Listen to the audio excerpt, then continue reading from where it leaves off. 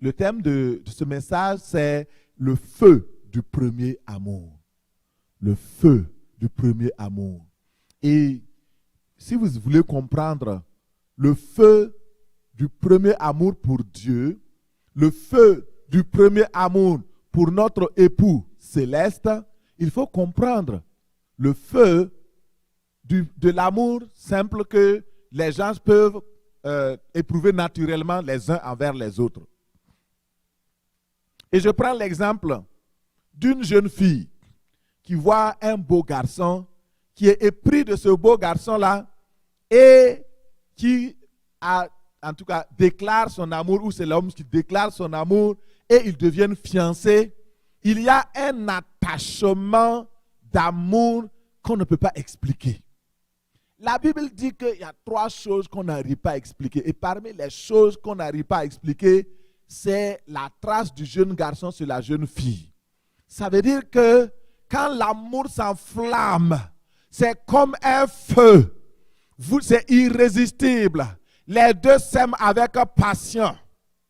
Et je me rappelle, à un moment donné, quand j'ai trouvé ma colombe, et alors, j'étais tellement content, elle était tellement contente. Quand on se retrouvait, le temps passait tellement vite. Et donc, on va causer, on finit ce sujet, puis après ce sujet, et après ce sujet. Et vous savez, pour nous, ça n'a pas été comme aujourd'hui la liberté que les gens ont. Quand nous nous rencontrions, il fallait une 3e personne pour pouvoir être notre gardien. Bon, c'est vrai qu'on n'a pas tout respecté, hein? Mais, alors, c'était une bonne chose. Parce que, très rapidement, on peut glisser dans des affaires. Tellement l'amour est fort comme la mort. C'est comme un feu dévorant. Et alors, il fallait des garde-fous. Parce que quand vous aimez d'un tel amour, vous devenez comme des fous. Il faut des garde-fous. Alléluia. On s'envoyait des poèmes, on s'envoyait des écrits, on écrivait les belles lettres et on disait, ce n'est pas comme aujourd'hui, avec vos textos bizarres que vous envoyez, n'importe quoi. Alors, vous voyez, nous, on connaissait la romance. C'est ça. On appliquait dans le sens positif. On écrivait avec de beaux mots, des mots choisis, des mots. Je t'aime tendrement, ma douce moitié. Tes beaux yeux me font mourir d'amour. Hey, vous n'avez jamais lu le Cantique des Cantiques, non? C'est l'expression de l'amour de l'époux envers l'épouse céleste, l'épouse envers l'époux céleste et de l'époux céleste envers l'époux.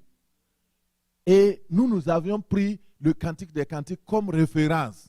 Et on s'écrivait, c'est là-bas que j'ai pris ma colombe, ma parfaite, ma bien-aimée. C'est ça. Alléluia. Je prends cet exemple pour que vous compreniez là où je vais venir spirituellement. C'est tellement important. Je me rappelle que ma grande sœur, elle aimait un garçon et mon papa n'était pas d'accord naturellement parce qu'il est ancien de l'église et puis tout, voilà. Et les garçons, alors, il y avait souvent mais nous, on ne comprenait pas. Et mon papa, je l'ai vu aller chercher des chicottes. Oui. Ben, on n'est pas au Canada, là. C'est dans les années, il y a 30, 40 ans derrière nous, là. Et, alors, donc, il coupait les morceaux, les plantes, là, les branches de plantes, et il venait mettre au soleil. Et ça se chauffait bien. Et quand elle revenait, oh mon Dieu, nous-mêmes, on a pitié de notre grande sœur, là. Elle va pleurer. Mais demain, quand les mêmes garçons vont, elle va sortir pour aller. Elle va sortir pour aller. Pourquoi? Parce que c'est fort, c'est plus fort qu'elle. Vous comprenez? Alors, Donc les parents comprenaient souvent les jeunes filles qui ne sont pas nées de nouveau, qui ne connaissent pas Jésus, qui sont enflammées par le feu de l'amour de ce monde, qui n'est pas vraiment de l'amour, mais c'est des sentiments. Ça finit toujours mal, mais finalement, on va se brûler parce que c'est du feu. Quand l'amour est mal placé, vous allez rapidement, ça va vous bouffer. Que Dieu nous aide au nom de Jésus. Et prions pour nos enfants, prions pour nos filles au nom de Jésus. Prions pour nos garçons au nom de Jésus. Mais il y a un feu plus réel que l'amour naturel. Alléluia. C'est de ce feu-là que nous allons parler et c'est le feu du premier amour. Qu'est-ce que cela signifie, mon frère, ma soeur? Lisons plutôt pour voir. Cantique des cantiques. Cantique des cantiques. Allons dans la parole. Cantique 8, verset 6. Mets-moi comme un sceau sur ton cœur, comme un sceau sur ton bras, car l'amour est fort comme la mort. La jalousie est inflexible comme le séjour des morts. Ces ardeurs sont des ardeurs de feu, une flamme de l'Éternel. De grandes eaux ne sauraient éteindre l'amour, ni les fleuves le submerger. Quand un homme offrirait tous ses biens de la maison en échange de l'amour, on le repousserait avec mépris. Parole du Seigneur, dites Amen.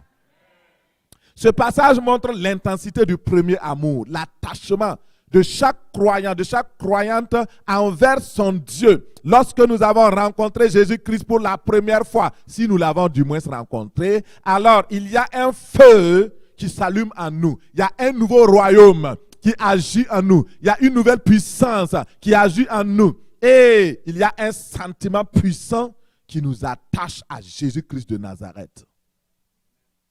De sorte que nous l'aimons de tout notre cœur, de toute notre âme, de toutes nos pensées, de toute notre affection. Nous mettons toute notre âme, nos forces, tout est en lui, tout est pour lui. C'est ça. Et le premier amour, c'est un feu irrésistible. Vous avez beau vous contenir, vous ne pouvez pas. C'est un amour fort comme le feu, fort comme la mort. Ici, il est parlé de jalousie parce que la jalousie, c'est le point extrême de l'amour. Dans le sens positif, la Bible dit que Dieu est un Dieu jaloux. Il nous aime tellement qu'il ne veut pas nous partager avec les Astartés, les Baals et les idoles. Et cet amour-là est vrai. C'est un amour puissant. Et en retour, Dieu attend de nous que nous aussi nous puissions l'aimer. Avec une telle intensité, de façon passionnée, de façon intense, qu'il voit que nous l'aimons. Écoutez très bien, Dieu est une personne sensible. C'est la meilleure et la merveilleuse, la plus merveilleuse personne qui soit dans le monde, dans l'univers, dans toute la création. Dieu est plus que tout ce que vous pouvez savoir. C'est une personne excellente, merveilleuse. Et il aime notre affection. Il aime que nous soyons en intimité avec lui. Il aime que nous l'aimions. Alléluia. C'est pourquoi le premier commandement, dit Jésus, c'est d'aimer Dieu. Il dit, écoute, ô Israël. Écoute, ô peuple de Dieu, cet après-midi. Écoute, enfant de Dieu, fille du roi. Tu aimeras l'Éternel. C'est un commandement. L'amour réel, l'amour sincère, l'amour véritable. Tu aimeras le Seigneur ton Dieu de tout ton cœur, de toute ta force, de toute ta pensée. Et cet amour qui vient d'en haut, qui nous remplit, cet amour qui a été déversé dans notre cœur par le Saint-Esprit. Nous verrons ça la semaine prochaine, parce qu'on ne va pas terminer le message. Et cet amour qui a été déversé dans notre cœur par le Saint-Esprit, c'est un amour qui nous donne d'aimer Dieu avec passion, avec d'une façon intense. C'est tellement important. Dieu est une personne et il a un cœur. En réalité, ce Dieu-là va se révéler à nous pour nous dire, aime-moi mon fils, mets ton attachement à moi. Ne mets pas ton attachement sur les choses de ce monde, mais sur ma personne.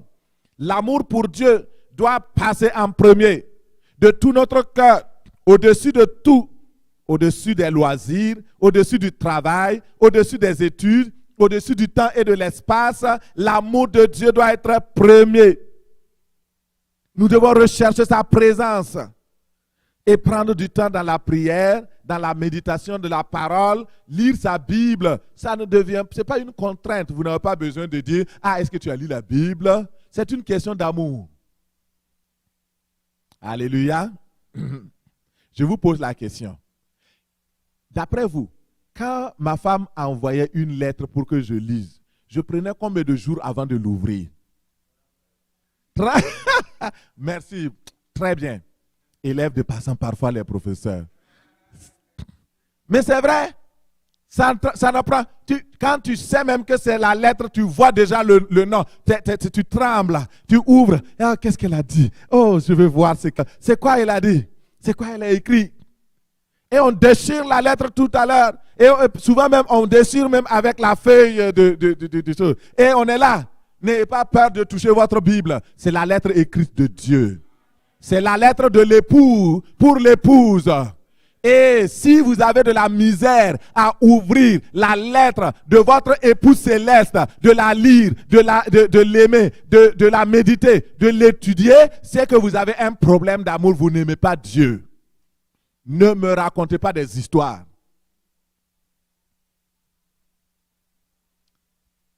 Je prends les choses naturelles, simples pour que vous compreniez. C'est ça.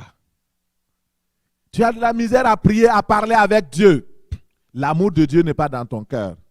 Ne dis pas des histoires. Si tu sois honnête, on va prier pour toi. L'amour de Dieu va venir et tu verras que tu vas brûler d'amour pour lui. Quand tu te lèves le matin, tu ne commences pas par utiliser ton téléphone pour appeler. Tu ne commences pas par chatter des gens. Tu ne commences pas par ton ordinateur. Mais tu commences par dire « Bonjour papa. J'ai un Père au ciel. J'ai mon époux céleste Jésus et je l'aime. Bonjour, cher époux. Je t'aime. Jésus, mon ami fidèle, mon confident, mon compagnon de tous les jours. » Quand tu finis de lui dire bonjour, tu vas dans la parole. Ah, est-ce qu'il m'a écrit aujourd'hui? Saint-Esprit, conduis-moi dans le passage qui est la lettre écrite pour moi aujourd'hui. Tu n'as pas besoin que ta femme te répète ça. Tu n'as pas besoin que ton mari te répète ça. Non. Je n'ai jamais eu je bénis le Seigneur pour mon épouse. Je l'aime beaucoup. Vous savez, je n'ai jamais eu un jour pour lui dire, est-ce que tu as prié aujourd'hui? Jamais. Je ne sais pas si elle peut dire là. Ou bien, est-ce que tu as lu ta Bible? Je la vois, elle prie. Je la vois, elle lit sa Bible. Alléluia. Je n'ai pas besoin. Depuis qu'on s'est mariés, elle ne m'a pas non plus demandé, est-ce que tu as prié aujourd'hui? Non, c'est naturel. C'est une relation naturelle. J'aime Dieu, je lui parle.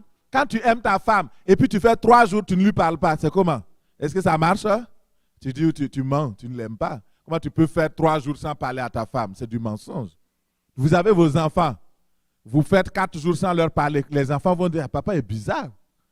Et quand l'enfant même ne vous parle pas, alors vous êtes, ça, qu'est-ce qui se passe? Vous vous inquiétez, vous commencez. Mais c'est ça, l'amour, parce que vous aimez vos enfants. Quand vous aimez une personne, il y a naturellement une communication. Si vous n'arrivez pas à communiquer avec une personne qui dit qu'elle vous aime ou que vous aimez, arrêtez ça. La première base, là, c'est la communication. Même si vous forcez, vous vous mariez, vous arrivez dans le mariage, vous serez malheureux. Parce que déjà, la base, ça ne marche pas. Déjà, si vous avez, dans l'étape des amitiés, des fiançailles, vous avez des problèmes de communication, arrêtez-moi vite cette relation, s'il vous plaît, ça n'ira nulle part. C'est ça. Que le Seigneur nous aide au nom de Jésus. Aimer Dieu avec passion. Tu aimeras l'Éternel, ton Dieu. Alors, nous allons voir qu'est-ce que ça veut dire aimer Dieu. pour que quelqu'un ne sorte pas d'ici pour dire, ah, il a tout prêché sauf l'essentiel, il ne nous a même pas dit comment on aime Dieu et comment on pourra aimer Dieu comme lui, il aime Dieu là. Voilà mon frère, ma soeur, tu vas savoir, Ésaïe 62, verset 5 nous dit, comme un jeune homme se marie à une vierge, tes fils s'uniront à toi. Et comme la fiancée fait la joie de son fiancé, ainsi tu feras la joie de ton Dieu. Aimer Dieu, c'est faire la joie de Dieu. Quand j'aime ma femme, je fais tout pour qu'elle soit contente. Si tu aimes tes enfants, tu fais tout pour que tes enfants soient contents. Si vous aimez votre papa, vous faites tout pour que votre papa soit content. C'est tout. La personne que vous aimez, vous faites tout pour ne pas frustrer cette personne. Vous faites tout pour ne pas blesser cette personne. Vous faites tout pour même l'amadouer. C'est ça. Alors si vous aimez Dieu, vous cherchez à ce que son cœur soit content. Nous allons voir maintenant qu'est-ce qui fait que le cœur de Dieu peut être content. Parce que si tu ne sais pas, tu vas me dire, oui, c'est vrai qu'il faut faire la joie de Dieu, mais c'est quoi je vais poser comme action? Qu'est-ce que je dois faire? Est-ce que je dois prier? Non, tout n'est pas la prière. Ici, aimer Dieu avec le premier amour, c'est faire la joie de Dieu telle une fiancée qui fait la joie de son fiancé. Et nous sommes l'épouse de Christ. Et nous devons faire la joie de notre épouse céleste qui est Jésus. Est-ce que vous savez comment faire la joie de Dieu ce matin? Ce n'est pas forcément chanter, quoique c'est bon. Ce n'est pas forcément adorer ou louer, quoique c'est bon. Donner sa dîme, c'est intéressant. Mais je ne crois pas que c'est ça d'abord. On va regarder. Faire du bien au prochain ou tressaillir de joie. Ce que Dieu veut voir, c'est quoi?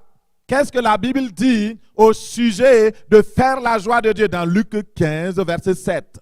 Regardons Luc 15, verset 7. De même, je vous le dis, il y aura plus de joie dans le ciel pour un seul pécheur qui se repent.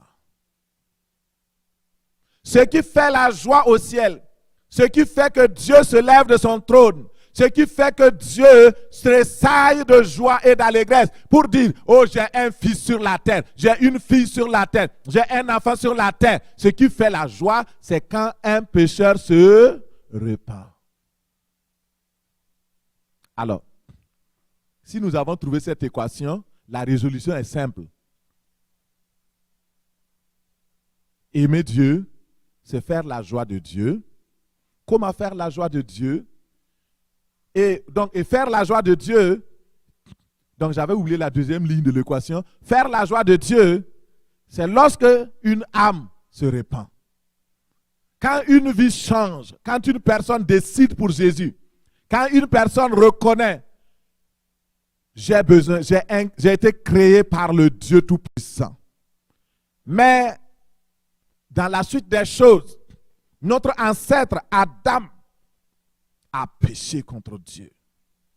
Et à cause de cela, moi aussi je suis pécheur, je suis pécheresse. Et j'ai besoin de pardon, j'ai besoin de la miséricorde de Dieu. Et cette personne vient dire à Jésus, toi qui es mort à la croix, lave-moi de mon péché, purifie-moi, afin que je sois la personne que tu agrées.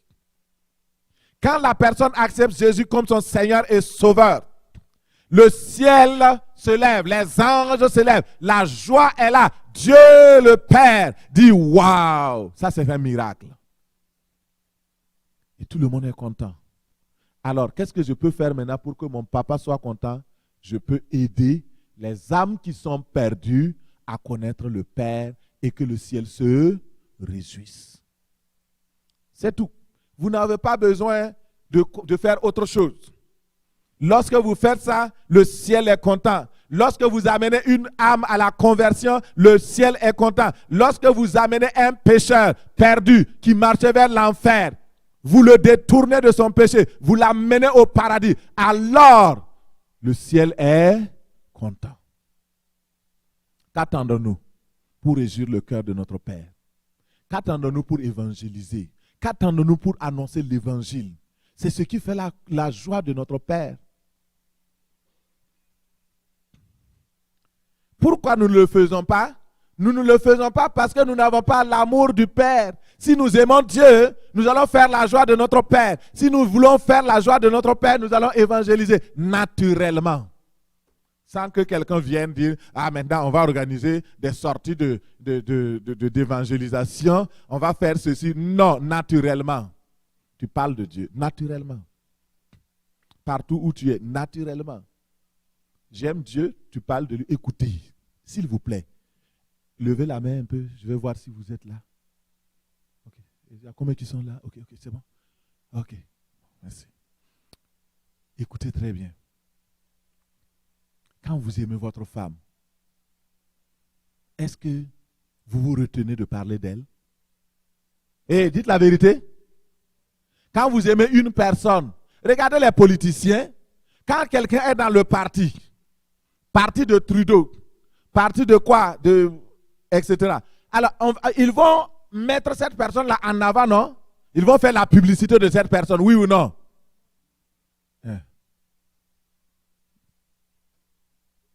Naturellement.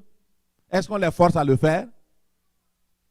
Les gens qui aiment les stars, ils vont parler des stars, ils vont écrire Instagram. Oh, moi j'ai trouvé ça. Ah, waouh, il est parti là. Et oh, là, il a fait ça. Et oh, il y a un concert, il y a un truc. Est-ce que la personne a demandé qu'on fasse sa publicité? C'est naturel. Tu aimes ça, tu fais. Pourquoi c'est difficile de parler de Jésus, notre tendre bien-aimé? Est-ce que c'est un problème? Quand maintenant vient l'heure de parler de lui, la bouche là est cousue maintenant. Tu ne parles pas. Il y a un problème. C'est parce qu'on n'a pas l'amour pour lui, c'est tout. N'allez pas chercher autre chose.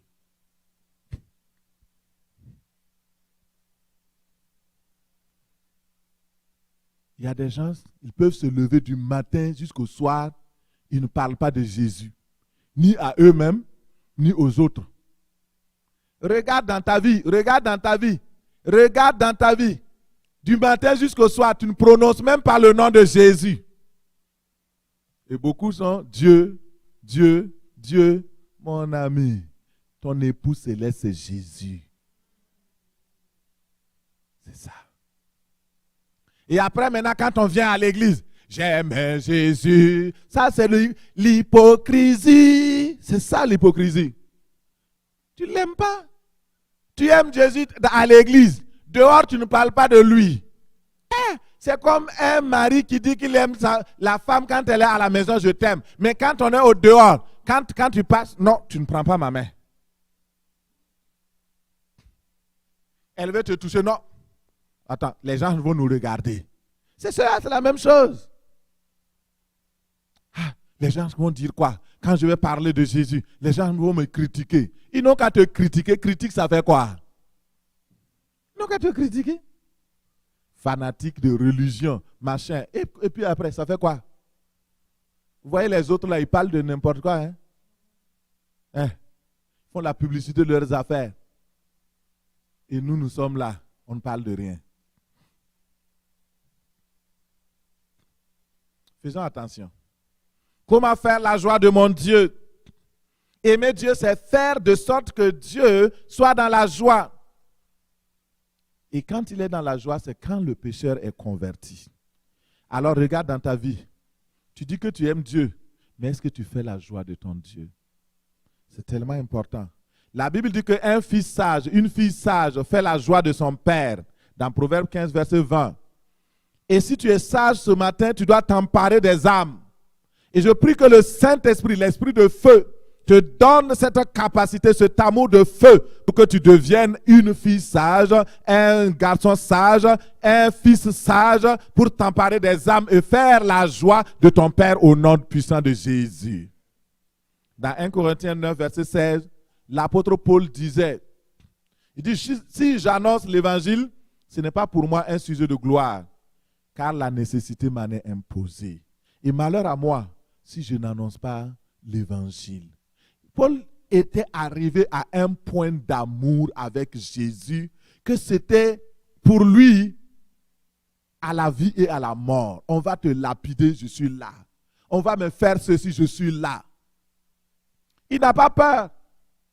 Partout où il passe, devant les rois, devant les princes, devant les autorités, devant les esclaves, devant les pauvres, devant les riches, partout où il va, il annonce l'évangile. Et quand il devait mourir, il est mort décapité. Il aimait tellement son Jésus que même quand on a coupé sa tête continuait d'adorer Jésus et de l'appeler Jésus, Jésus, Jésus, 3 fois. Pourquoi? Parce que Paul aimait vraiment son Jésus. Ce n'était pas un attachement à peu près. Non. C'était un amour passionné. Aimer le Seigneur de tout son cœur. Aimer le Seigneur de toute sa force. Au nom de Jésus. Merci Seigneur. Alors, tu es devenu froide pour annoncer l'évangile de Jésus. Tu as besoin du feu pour rallumer le feu du premier amour. Comme ce feu-là qui était renfermé dans les membres de Jérémie. Jérémie disait, quand je dis que je ne veux plus parler de lui, il y a en moi un feu dévorant qui est renfermé en moi. Et je tente de le contenir, j'essaie de le saisir, j'essaie de ne pas parler, mais ça sort toujours. Ça sort toujours. Vous savez, parler de Jésus, ce n'est pas seulement venir à l'église pour parler à des gens. Même ce que Jésus veut là, c'est vraiment de parler à des non-convertis. Parlez aux non-convertis de vos familles, vos enfants qui ne sont pas convertis. Je vous ai dit dimanche passé, s'ils ne sont pas convertis sur la terre, vous ne les verrez plus jamais. À moins que vous soyez dans le même lieu. Et je prie que vous ne soyez pas dans le lieu perdu au nom de Jésus. Nous avons besoin du feu, de l'amour de Dieu. Parce que le monde va devenir de plus en plus pire, de plus en plus difficile. Les choses vont se compliquer. Et déjà, les choses vont commencer à se compliquer.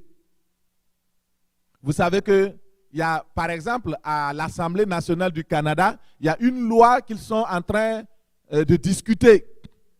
Et j'ai lu cette loi-là ce matin et je dis, oh Seigneur, c'est quoi, qu'est-ce qu'ils sont en train de faire? Et la loi dit que parler de l'homosexualité, c'est un mal. C'est ce que ça veut dire. Donc, si quelqu'un parle, il dit que l'homosexualité, c'est mal. Quelqu'un dit que être gay, quoi, c'est mal. Alors, on lui donne 5 ans de prison. Vous voyez que ça commence, non? La persécution de l'Église. À cause du grand réveil qui va venir. Mais ne vous inquiétez pas, ne vous inquiétez pas. Vous savez, nous n'avons pas besoin d'aller contester des lois, de faire des souscriptions pour dire, oh, parce qu'il y a des gens, il y a des pasteurs qui ont déjà commencé à paniquer. Ah, maintenant, qu'est-ce qu'on va même prêcher dans les églises? On ne peut plus dire, non, nous avons besoin du feu. Nous avons juste besoin du feu. Quelle que soit la personne qui est en face de vous, le feu parlera en votre faveur au nom de Jésus. Lorsque le feu est là, les pécheurs se convertissent. Lorsque le feu est là, les gens se reconnaissent eux-mêmes leurs péchés. Tu n'as pas besoin de dire que telle chose est mal. C'est la personne même qui va venir te dire, oh, je me répands, je me convertis parce que j'ai réalisé que telle pratique que je fais, c'est mal. C'est tout. On n'a pas besoin. Vous voulez, des gens qui aiment la confrontation, on va dire au gouvernement, il ne faut pas faire ceci. De toute façon, il y a déjà 3 partis qui soutiennent le projet. Il y a juste le parti conservateur qui sont en train de se réunir pour voir qu'est-ce qu'ils vont faire, mais ils sont minoritaires. Si tu as la force, prie. Effectivement, Dieu peut arrêter le projet. Mais même s'il arrête le projet, il y aura encore d'autres projets. Laissez faire. Laissez faire. Le feu descend. Simplement. Si nous sommes enveloppés de feu. Alléluia. Je racontais l'histoire de cet homme dont je n'ai pas vérifié l'identité du palais de Jefferson. Et cet homme qui était tellement enveloppé de feu, lors du réveil en 1900 aux États-Unis, 1905, cet homme-là, quand il rentrait, il partait simplement s'asseoir dans un bar. Il ne disait rien. Il prenait peut-être une bouteille de sucrerie ou bien des choses. Il s'assoit. Les gens viennent. Il s'agenouille. Oh, j'ai péché contre le Seigneur. Oh, je reconnais que je demande pardon. Tout l'environnement change. Parce que sa présence simplement là, ça change tout. C'est une telle onction dont nous avons besoin. Nous n'avons pas besoin de grosses paroles, des discours insensés. Non, nous avons besoin du feu. Si tu dois prier et prier, si tu dois demander à Dieu à genoux, en jeûne, c'est d'être rempli de feu. C'est que tout ton être entier soit rempli de feu. Un jour, cet homme-là, il est rentré dans un train. Il s'est assis. Il a juste baissé la tête comme ça. Il a commencé à murmurer une prière. Parce que quand vous embarquez dans une compagnie de voyage, vous voyagez, donc je parle aussi, c'est une parenthèse pour aider ceux qui ne prient jamais quand ils voyagent avec l'IMOCAR. Quand vous rentrez dans le bus, priez avant de rentrer. Donc il avait baissé juste la tête comme ça. Et il dit, Seigneur, merci parce que je suis dans ce bus, je veux voyager de tel point à tel point. Merci Seigneur. Et autour, les gens commençaient à pleurer. Les cris à gauche, à droite, ça criait. Oh, nous sommes des pécheurs. Viens au secours, oh Dieu. Les gens ont commencé à réaliser. Mon frère, ce que je vous raconte, c'est la vérité. Allez-y sur Google, tout est maintenant publié. Il n'y a rien de secret maintenant là. Cherchez. Et rempli du Saint-Esprit. Le feu est là pour convaincre. Vous savez c'est quoi? C'est le Saint-Esprit qui convainc de feu et de péché, de justice et de jugement. Quand le Saint-Esprit est là, ben, vous êtes juste un canal, il va vous utiliser, c'est vrai. Mais il est libre d'agir comme il veut. Regardez dans les pays musulmans, il y a 20 fois plus de conversions en Iran qu'au Québec. 20 fois plus de conversions en Iran, dans un pays musulman. Les gens se convertissent, ils regardent la télé, ils voient les émissions qui se passent en Occident, ils entendent parler de Jésus, ils se mettent à genoux, ils se convertissent. Ici au Québec, il y a rare de télévision chrétienne. Et même que pour pouvoir avoir une scène de télé, une petite plage, pour prêcher l'évangile, c'est difficile.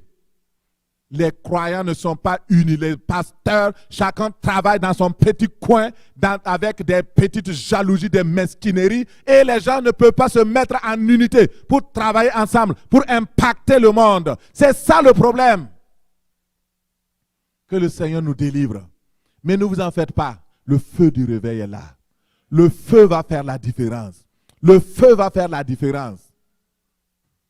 Et je disais ce matin, que nous allons tellement mettre le feu dans toutes les églises que même si vous quittez cette église parce que je prêche la sanctification, je prêche la vie pure de Dieu, vous allez aller là-bas, le feu est là-bas. Vous n'aurez d'autre choix que de vous accrocher au Seigneur et changer.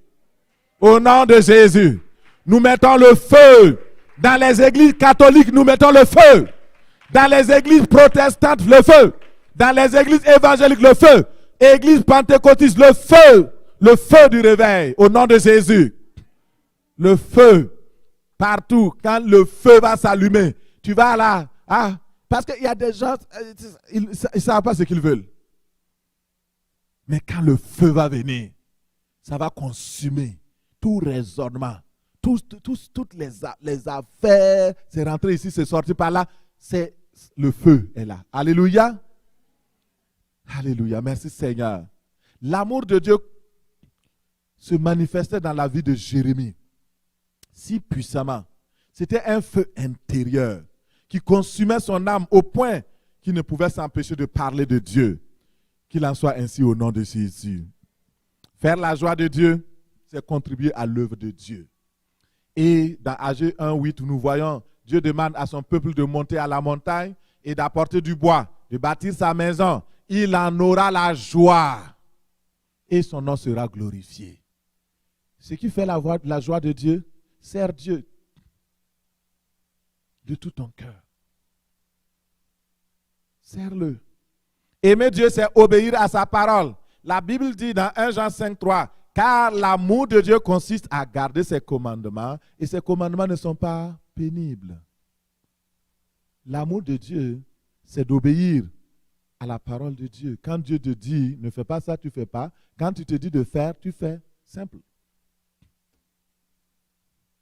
Aimer Dieu, c'est poser aussi des actions d'amour. Dans Marc 14, nous voyons une femme qui est venue vers Jésus pour poser un acte d'amour. Il dit, comme Jésus était à Béthanie dans la maison de Simon le lépreux, une femme entra pendant qu'il se trouvait à table. Elle tenait un vase d'albâtre qui renfermait un parfum de nard pur de grand prix. Et ayant rompu le vase, elle répandit le parfum sur la tête de Jésus. Waouh! Quel amour! Aujourd'hui, ce nard-là, il y a des gens qui ont essayé d'évaluer combien ça coûte, mais c'est vraiment de l'argent. Toute sa vie, toutes les économies de sa vie, elle a mis ça dans ce parfum.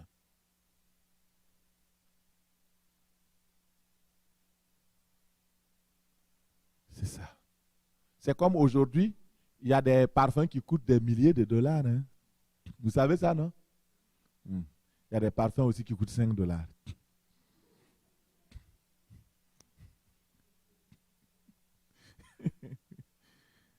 Alléluia. Elle, son parfum coûtait très cher.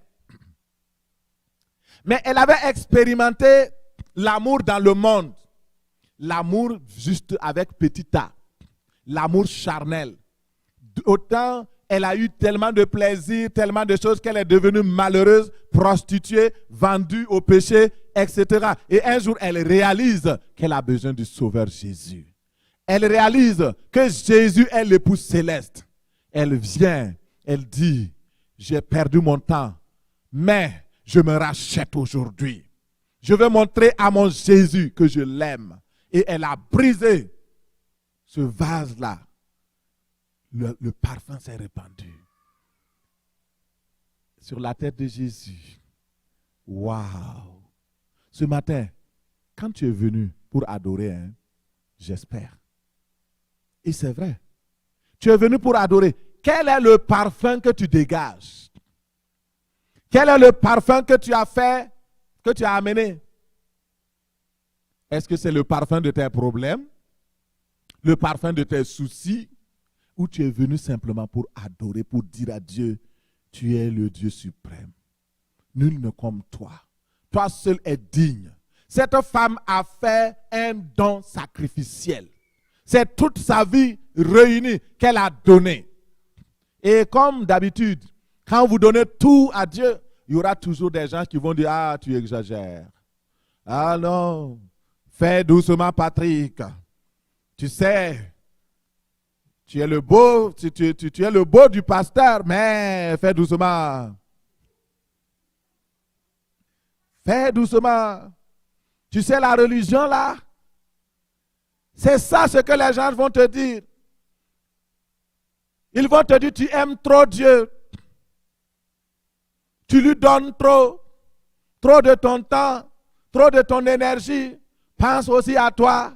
Pense à ta famille. Pense à ceci. Pense à cela. Mais Dieu dit, et Jésus a dit, ce qu'elle a fait, elle a fait pour une bonne cause.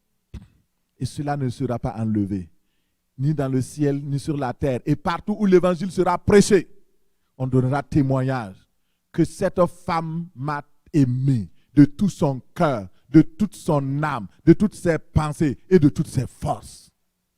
C'est ça l'amour, le premier amour, le feu du premier amour.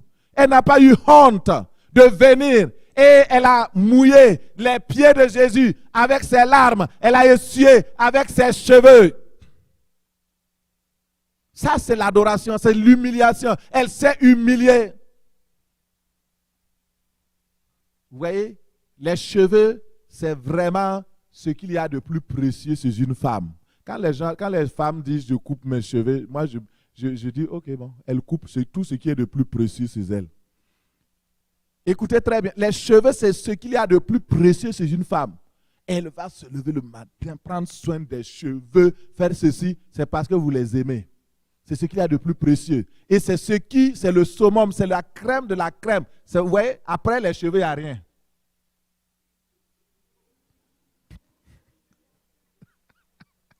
Alléluia. Alléluia. Et elle ne prend pas ses mains pour essuyer parce que les mains, c'est vers les pieds. Et elle prend ce qui est de plus précieux d'elle et elle vient essuyer les pieds. Les pieds, c'est ce qu'il y a de plus vil. C'est là qu'on utilise pour pap. Ça cogne les cailloux, ça se blesse. Les pommes, on ne prend pas tellement soin, sauf les podiatres.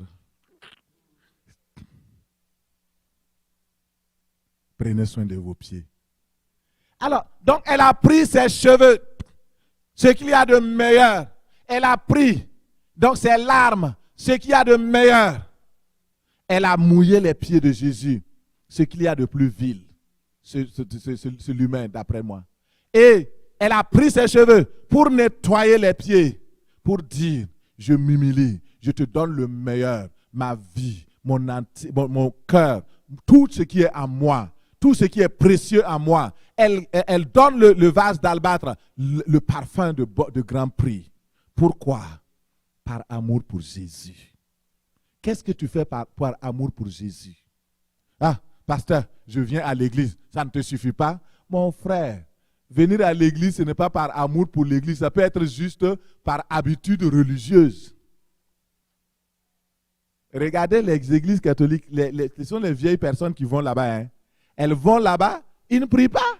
Ils vont seulement s'asseoir. Comme ils ont l'habitude. L'habitude, c'est une seconde nature.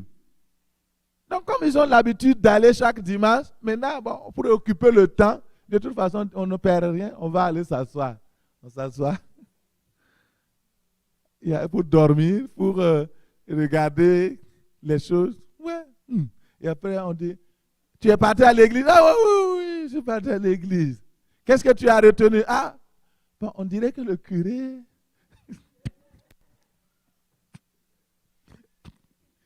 Que Dieu nous aide au nom de Jésus. Obéir à la parole de Dieu, poser des actes d'amour. Alors, je termine en disant que le premier amour consiste à aimer les frères et les sœurs également. Si vous dites que vous aimez Dieu, vous devez aimer les frères et les sœurs avec sincérité, sans hypocrisie, de façon honnête. Dans Galates 4, verset 15, on dit, où est l'expression de votre bonheur? Car je vous atteste que si cela eût été possible, vous vous seriez arraché les yeux pour me les donner. L'apôtre Paul parle des Galatiens comme étant des personnes qui l'aimaient tellement au point de sacrifier toutes choses pour lui, au point même d'arracher leurs yeux pour donner à l'apôtre Paul. Ils aimaient tellement leur pasteur, ils aimaient le pasteur Paul, ils l'aimaient tellement qu'ils ont montré un amour sacrificiel. Quel que soit le sacrifice que cela aurait demandé à ses disciples, il l'aurait fait, même arracher leurs yeux pour lui donner. Waouh! Quel amour fraternel! Et c'est ce que Dieu attend de nous. Les croyants de Galates savaient que cela va plaire à Dieu. Ils aimaient d'abord Dieu. Quelqu'un qui n'aime pas Dieu ne peut pas aimer son prochain. Dans Marc 12, 31, voici le second, tu aimeras ton prochain comme toi-même. Il n'y a pas d'autre commandement plus grand que cela. L'amour pour les frères et les sœurs, c'est quelque chose qui est non négociable. C'est une obligation, c'est un commandement de Dieu. Donc, nous devons nous aimer. L'amour fait la différence. Dans 1 Corinthiens 13, 13, il est écrit, et en somme, 3 choses demeurent. La foi, l'espérance et l'amour. Mais la plus grande d'entre elles, c'est l'amour. Vous savez, la foi nous permet de nous mettre sur le chemin du ciel, le chemin qui est Jésus. Mais pour marcher et rester dans ce chemin jusqu'au ciel, c'est l'amour qui va conduire le reste. C'est l'amour. L'acte de foi va nous conduire sur le chemin. Mais dès que nous sommes sauvés, tout le reste, c'est une question d'amour. Est-ce que tu aimes Dieu? Si tu aimes Dieu, tu vas demeurer sur le chemin. Et toute notre vie est dirigée par l'amour et doit être dirigée par l'amour. Alors, par exemple, je prends des exemples pour terminer. Par exemple, si j'aime Dieu, alors je vais maintenir la relation d'amour en parlant avec Dieu, en communiquant avec lui, en priant. Ça, c'est simple. J'aime Dieu, je communique avec lui. Ma personne la plus aimée, mon Père bien-aimé céleste, qui m'aime aussi, qui est mon époux. Je l'aime et je parle avec lui. Père, merci. Oh, quelle grâce. Je suis réveillé encore aujourd'hui. Une nouvelle journée. Ce n'est pas ta grâce. Dans la nuit, j'aurais pu mourir. Beaucoup de choses se sont passées, mais tu m'as gardé en vie. Merci, Père. Deuxièmement, j'aime Dieu, alors je donne mes offrandes en obéissance à la parole. Et j'insiste sur là-dessus. Vous savez, quand nous avons commencé l'église, mon épouse et moi, nous n'avons jamais demandé à qui que ce soit de payer des dîmes ou des offrandes, ou même de donner des dîmes et des offrandes. On ne paye pas la dîme, ce n'est pas un impôt. Je donne à Dieu, c'est une offrande d'amour, c'est une offrande pour Dieu. C'est simple, je ne sais pas. Et un jour, je me rappelle, alors, les Florents sont venus nous demander, ils ont fait une petite délégation, ils sont venus, pasteur, mais on ne comprend pas. Et le local est loué, les chaises, les choses sont achetées, il y a des dépenses qui se font, on paye l'électricité et tout. Mais c'est où vous trouvez l'argent pour le faire? Comment ça se passe? C'est là, j'ai dit non, mon épouse et moi, nous donnons le nécessaire pour ça. Il dit, mais non, il faut que nous aussi on contribue. Et c'est par là qu'on a commencé à leur parler de la parole. On était juste, on n'était pas une dizaine là. On a commencé à leur parler de la parole de Dieu, à leur dire que dans la Bible, Dieu lui-même a déterminé comment son œuvre doit être financée. Il dit, mais il fallait nous dire ça. Il dit, non, mais on voulait juste vous laisser vous aussi vous découvrir. Et nous, pourquoi nous donnons, pourquoi nous continuons de donner, pourquoi nous continuerons de donner? Par amour pour Dieu. C'est juste ça. Vous aimez votre fiancé, vous sortez et elle a pris un plat, tu dis, mais c'est quoi tu vas manger, chérie?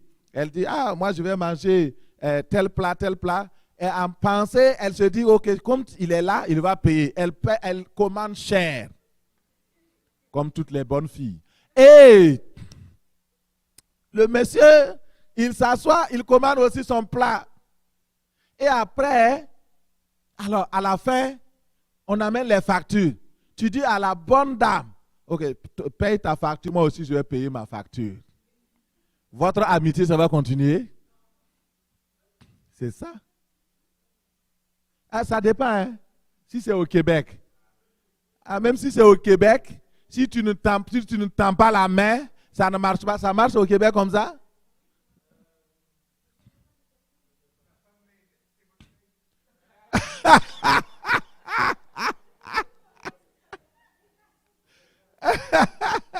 Gloire à Dieu.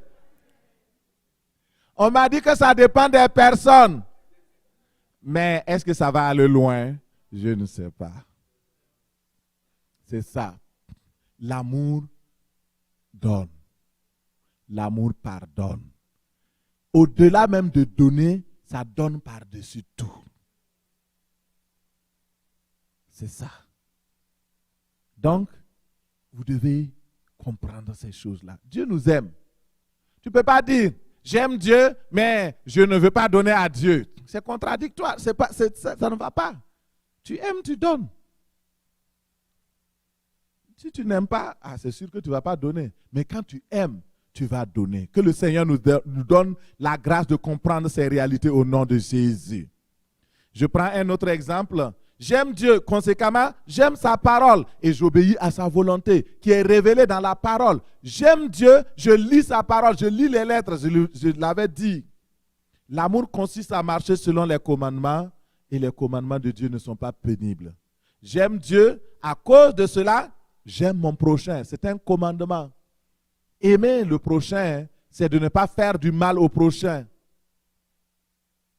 C'est prendre compassion de notre prochain quand il en a besoin. La Bible dit que si nous disons que nous aimons Dieu et que nous haïssons notre prochain, ça veut dire que ce n'est pas vrai, nous sommes des menteurs. Quand tu aimes Dieu, tu n'aimes pas le monde, ni les choses qui sont dans le monde. Voilà ce matin ce que je voulais apporter. Le premier amour, l'amour véritable, l'amour réel pour Dieu, c'est mettre notre cœur à aimer Dieu de façon passionnée. L'aimer, c'est faire passer Dieu avant toute chose. Avant notre sommeil, avant notre argent, avant notre temps, avant notre travail, avant les loisirs, avant toute chose. Est-ce que tu aimes Dieu ce matin? Nous allons nous tenir debout. La Bible dit, tu aimeras l'Éternel ton Dieu de tout ton cœur. Regarde, quelle est la mesure d'amour que tu as pour Dieu? Est-ce que tu l'aimes de temps en temps? Quand il a exaucé tes prières, waouh, j'aime Dieu, il a bien fait. Quand maintenant les choses ne vont pas, ah mais pourquoi il m'a fait ça? Je pensais que Dieu allait me faire ça. Et pourquoi ceci? C'est ça, il y a souvent, taisez-vous, on ne parle pas à l'église. Par amour pour vous et pour Dieu. Je vous aime beaucoup. Alors, lorsque vous aimez Dieu, vous n'allez pas, quand vous êtes exaucé dans votre prière, merci Seigneur, alléluia, gloire à Jésus. Mais quand les choses ne vont pas, pourquoi Dieu a fait ça? Je suis fâché même contre lui. Je ne vais même plus à l'église. Je ne dis même plus bonjour au pasteur Mathieu. Est-ce que c'est le pasteur Mathieu le problème? Non, c'est ton amour avec Dieu. Il faut aimer Dieu en toutes circonstances, en toute occasion, favorable ou non. Tu dois l'aimer dans les temps d'épreuve, dans les circonstances douloureuses, même quand dans ton corps tu sens la maladie, au milieu de la dépression, au milieu de la tempête, au milieu des difficultés, ton amour ne doit pas baisser pour Dieu. Tu dois continuer de l'aimer. Job était dans la douleur, Job était dans la pauvreté, Job était abattu, il était même assis, il se raclait la peau, mais il n'a jamais renié Dieu. Les hommes sont venus lui dire, ah, tu persistes à aimer Dieu, haïs Dieu. Sa femme lui a dit, haïs Dieu, maudit Dieu. Il dit non, j'aimerai toujours mon Jésus, je l'aime mon Dieu. Aimer Dieu quand tout va bien. Aimer Dieu quand tout va mal. Aimer Dieu quand tu es fatigué. Aimer Dieu quand tu es en bonne forme. Aimer Dieu quand tu as l'argent. Aimer Dieu quand tu n'as rien. Aimer Dieu quand tu as le travail. Aimer Dieu quand tu es chômeur. Aimer Dieu en tout temps, de tout ton cœur, de toute ton âme, de toute ta force, de toute ton intelligence. C'est ça aimer Dieu. Tu ne dois pas aimer Dieu quand seulement tu as à manger. Même quand tu n'as pas à manger, ton amour pour Dieu ne doit pas baisser. Aime-le. En l'aimant, il va pourvoir à tes besoins. Aime-le. En temps de famine, en temps de pandémie, en temps de paix, en temps de guerre. Aime-le. Aime-le de tout ton cœur. Beaucoup de personnes n'ont jamais expérimenté le premier amour pour Dieu. Ils n'ont jamais. Par exemple, quand j'étais à l'université, on donnait les cours pendant les moments où il y avait les études bibliques. Moi, je laissais les cours d'université, je partais pour assister aux prédications. Mais quand je revenais, j'étais le meilleur dans les matières. Alléluia. Pourquoi j'aimais Dieu? Je me dis non. Je ne peux pas. Les autres sont en train d'entendre la parole de Dieu. Moi, je suis en train d'entendre la parole des hommes. J'aime tellement Dieu. Je veux sa parole. Je veux mûrir. Je veux grandir dans la foi. Donc, j'écoute la parole de Dieu. Je vais aux enseignements. Quand on dit qu'il y a prière, je suis là. Il y a intercession. J'étais dans le groupe, dans la chorale. J'étais dans l'évangélisation individuelle. J'étais à l'intercession. Mais j'étais dans les groupes d'édification et d'évangélisation dans les cellules. J'étais à l'université, j'étais un universitaire. Mais quand on dit il y a l'œuvre de Dieu ici, je cours. L'évangélisation, je cours parce que j'aime Dieu. Peut-être tu n'as jamais expérimenté cet amour fort pour Dieu. Et cet après-midi, je veux te dire que Dieu veut te remplir de son amour. Dieu veut te remplir de ton amour. Tu ne regardes pas ton âge. Tu vas être enflammé cet après-midi. Le feu de Dieu est là. Tu vas simplement lever ta voix pour dire au Seigneur, pardonne-moi mon manque d'amour pour toi. Pardonne-moi parce que je ne t'ai pas aimé comme il le faut. En écoutant la parole de Dieu, je vois que je ne t'ai pas aimé de tout mon cœur, de toutes mes pensées, de toute mon âme et de toute ma force. Seigneur, je me répands. Je demande pardon pour cela. Prie au nom de Jésus. Prie avec moi. Seigneur, je te demande pardon. Pardon, Seigneur, parce que nous n'avons pas été à la hauteur de l'amour que tu as, au Seigneur, donné. Le standard d'amour que tu as fixé, Seigneur. Je n'ai pas été à la hauteur de t'aimer de tout mon cœur, de tout mon être, de toute ma force, de toute mon intelligence. Seigneur, pardonne-moi pour cela. Pardonne ton peuple, Seigneur. Beaucoup n'ont pas atteint un degré d'amour qui permet, Seigneur, de tout abandonner. Tu as dit que l'amour consiste à faire la joie du Père. Je n'ai pas toujours fait la joie de mon papa. Je demande pardon. Demande pardon au Seigneur. Parce que tu as été négligent en amour. Tu n'as pas aimé tes frères et tes sœurs comme il le faut. Et alors, demande pardon au Seigneur. Demande pardon au Seigneur. Père, merci. Tu as dit que l'amour consiste à t'aimer et à aimer les frères et les sœurs. L'amour consiste à t'aimer et à faire, Seigneur, ta joie. C'est pourquoi je te prie au nom de Jésus. Aide-nous à t'aimer, Seigneur. Aide-nous à t'aimer, Seigneur. Au nom puissant de Jésus. Mon Seigneur et mon Dieu, je demande ta grâce au nom de Jésus. Et pour toutes les personnes qui n'ont jamais expérimenté cet amour divin, cet amour de feu, cet amour, ce feu du premier amour, ça ne t'a jamais enflammé parce que tu ne t'es jamais donné entièrement à Jésus. Ce matin, le Seigneur te donne vraiment l'occasion. Tu vas dire avec moi, Père Céleste, fort, Père Céleste, je viens à toi ce matin, cet après-midi. Je demande ta grâce afin de t'aimer de tout mon cœur, de toute mon âme, de toute ma force, de toute mon intelligence, au nom de Jésus.